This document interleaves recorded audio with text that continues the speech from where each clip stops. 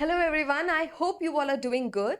सो EMRS का exam हुआ था दिसंबर 2023 में एंड काफ़ी बच्चों ने पेपर दिया। हम सब ने साथ में तैयारी की थी, एक एक टॉपिक को अलग अलग करके पढ़ा था, क्वेश्चंस ढेर सारे प्रैक्टिस किए थे, ढेर सारे मैराथन्स हुए थे कि क्या आएगा क्या नहीं आएगा, डाउट सेशंस हुए थे एंड काफ़ी अच्छे से बच्चों की तैयारी करवाई थी, अच्छे से करी थी हमने तैयारी।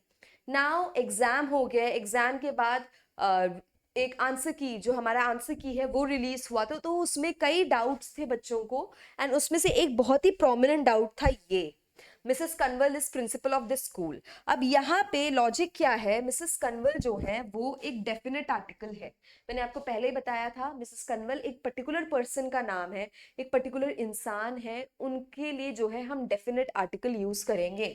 राइट, ये डेफिनेट है, ये डेफिनेट नाउन है, तो हम जो है आर्टिकल उसी हिसाब से यूज करेंगे। सेकंड चीज, यहाँ पे प्रिंसिपल मेंशन्ड है। प्रिंसिपल आप भी जानते हैं, मैं भी जानती हूँ, एक स्कूल में एक ही प्रिंसिपल होता है, ऐसा नहीं है कि 10 प्रिंसिपल्स होते हैं।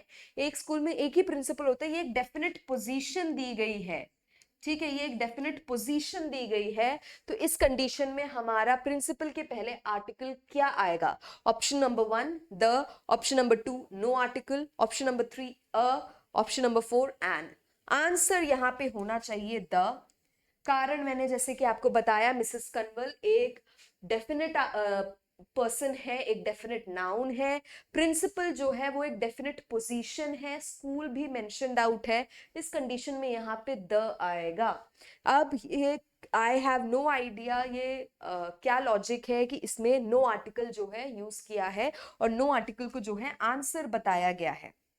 ऑलराइट, बट इसकी वजह से कई बच्चे जो हैं क्लियर होते होते बच गए। कईयों का मैसेज आया कि मैम ये क्वेश्चन जो है अभी तक समझ में नहीं आया, द किया है, नो आर्टिकल आया है आंसर की में और हमारा क्वेश्चन का गलत हो गया आंसर एंड इस वजह से हमारा क्वालिफाई नहीं हो रहा है। So this is a really sad state of affairs. But then again हमारे पास एक और अच्छी बात है कि एक खुशखबरी है that we are having another, हमारे पास 30,000 शिक्षकों की और भर्ती जो है ईएमआरएस में आने वाली है। पिछली बार जो है 10,000 थी, अब 30,000 और हमारे पास जो है अवेलेबल है, हमारे पास अभी आएंगे। सो अब हमें करना क्या है जो है इसका अभी, I am hoping for the best कि इसका कुछ एक पॉजिटिव इम्पैक्ट हो, कुछ something good comes out of it. But then again अगर कुछ प्रॉब्लम होती है then we have this coming up and हमारी पढ़ाई हो रखी है, हमने अच्छे से पढ़ा है, हमें एक एक चीज का जो है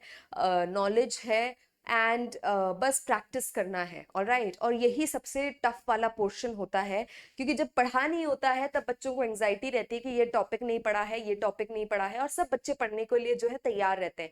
लेकिन जब एक बार पढ़ लिया होता है और उसके बाद जब हम क्वेश्चंस लगाते हैं और हमारे सही होने लगते हैं तो हमें कॉन्फिडेंस आ जाता है, और वो कई बार जो है ओवर कॉन्फिडेंस में बदल जाता है और हम ऐसे हो जाते हैं कि पेपर तो आराम से हो ही जाएगा। ये बहुत ही ज्यादा जो है एक गलत चीज है जो हम करते हैं एंड ये ऐसा नहीं है कि ये आप अकेले के करते हो, ये एक जनरल एक बात है जो होता है। तो इस कंडीशन में करना क्या है, प्रैक्टिस बहुत करनी पड़ेगी।